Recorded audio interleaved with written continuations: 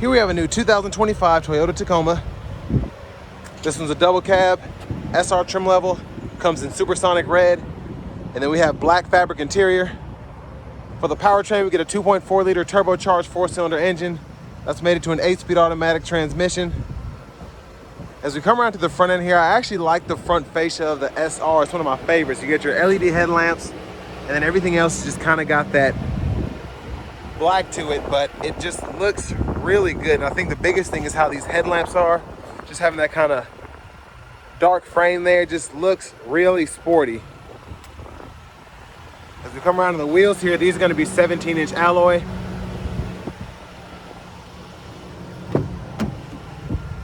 We get one-touch up and down windows on all 4 doors. Rear window lock here, power door lock controls, power mirror controls.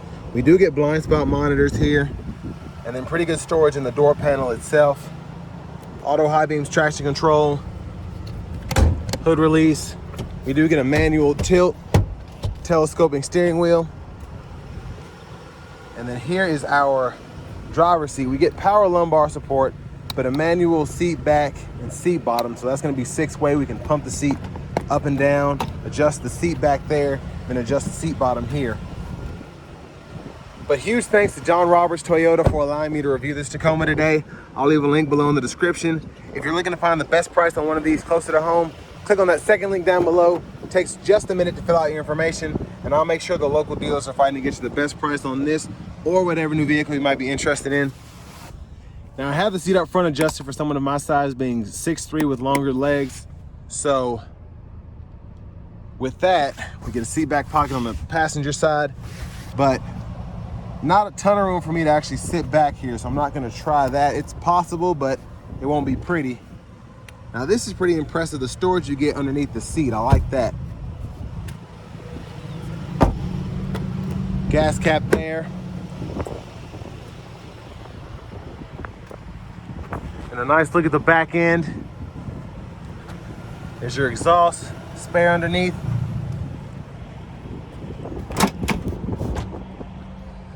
And there's the bed.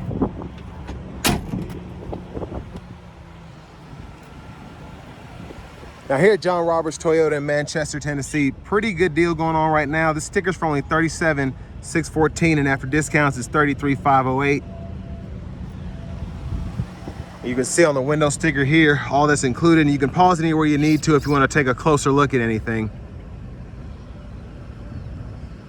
So we do get the SR upgrade package, which includes the blind spot monitors, rear cross traffic alert, and that full-size spare. But $37,614 is that sticker price. Now I do like that we have pretty good adjustability on this front passenger side too. Usually we're not able to pump the front passenger seat up or down if it's manual, but I like that we have that adjustability here. USB-C port there, little storage pocket, lockable glove compartment.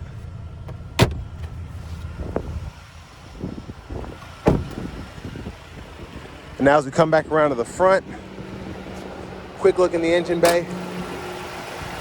And there's that 2.4 liter turbocharged 4-cylinder.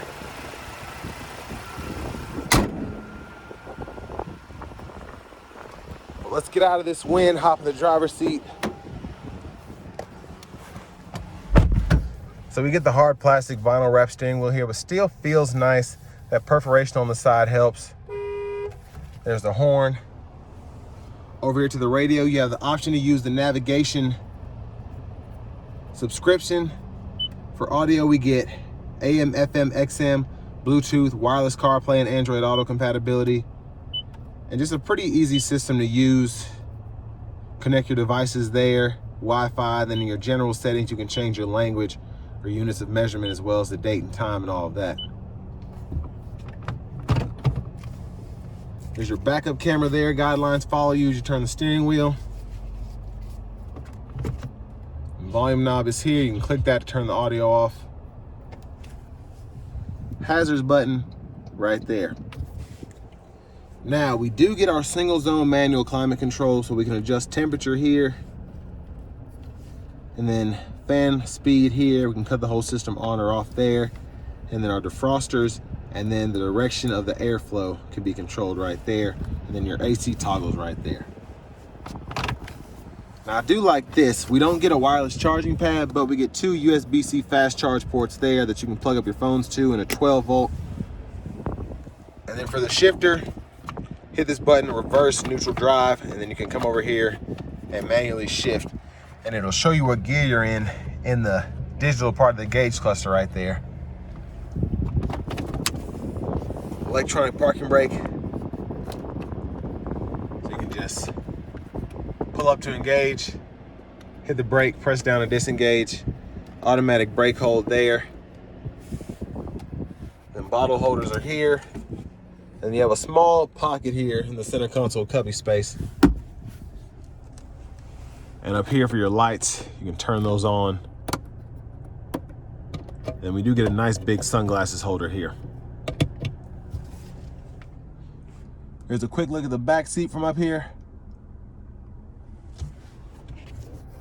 And then sun visor, no vanity mirror though.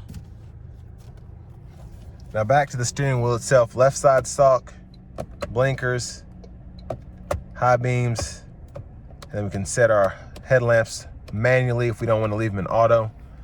And then over here we do get our windshield wiper control. So there's high, low, intermittent, off. Then one time we can adjust that intermittent frequency here, pull up here for that front wiper fluid.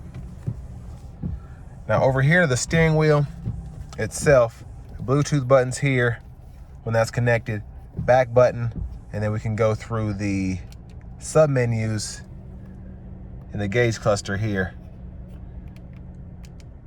So blind spot monitors, lane departure system, all that, and then your meter settings, you can actually hold that OK button, and then you can change your language or units from here instead of having to go on the screen.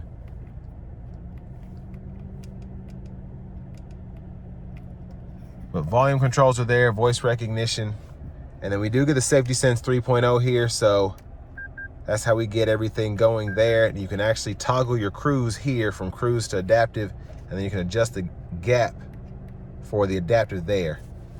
And then that lane keeping system, we can turn that on or off there.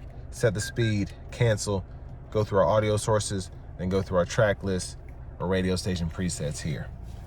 Now I do want to go back here just for a minute to make sure that everything is working as it should, because we want to make sure that our lane centering and all that is on.